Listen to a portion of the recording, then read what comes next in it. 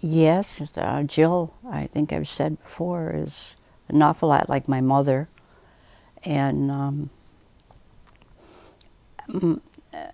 a few of my other children resemble and take after Ronnie a lot and Ronnie's family. Gail is the most like my dad, and How so? I admire her for that. She just is so strong, and she seems to be quite sure of herself and the way she thinks about things. She's the strongest person I know. Kevin and Amy are a lot like Ronnie, and they're built like him, and they're very German. You know, Germans are stubborn, and they seem to be more like him. Jody and Larry and Gail are more like me or my family. I think Gail's the only one that is pretty much like my dad was. Yeah. Larry was firstborn. He was 2 weeks old when Mom and Dad retired to Florida. 18 months later, I had Kevin, and 2 years later, Amy. And I always said I wanted 8 children, but I stopped at 6. It was quite enough. I was glad I had the boys first because I think it's important for girls to have big brothers and to look after them. But I never dreamed I'd have 4 girls in a row, but I did, and they were great fun. And they say you have a daughter all your life and a son until he takes a wife. But I couldn't ask for better daughter-in-laws. So I don't feel like I've lost my sons at all. And I love them all. The boys were pretty naughty. Threw my diamond ring through a little porthole in the bathroom window into the snow, and I had to wait till the snow melted to get my diamond back. They were always getting hurt.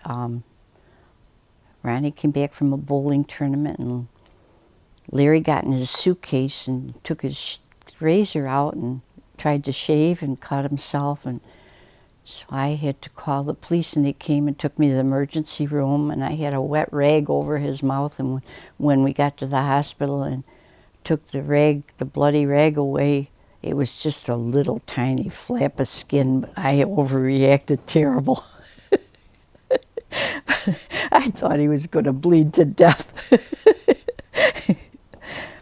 And then he shut Kevin's little finger almost off in the door jamb of the bathroom door, and off to the emergency room again. And my husband was working on a telephone pole on Erie Avenue, and he said to his buddy, "It looks like it must be laundry day.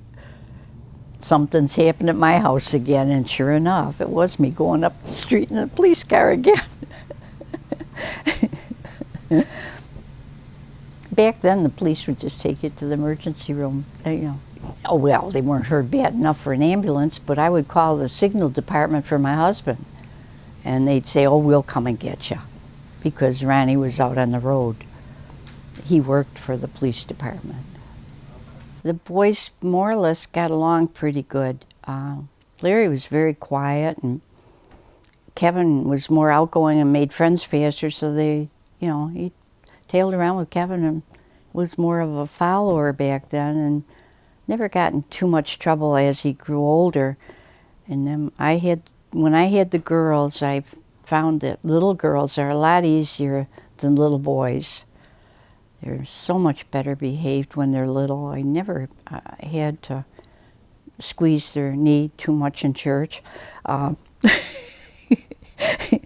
But the boys were a riot when they were little. But then girls get to be teenagers, and it's a whole different story. Boys are a lot easier when they're teenagers because they're very slow to look at girls. Girls are out there ready to have fun right away, and it's more challenging, I think, with girls.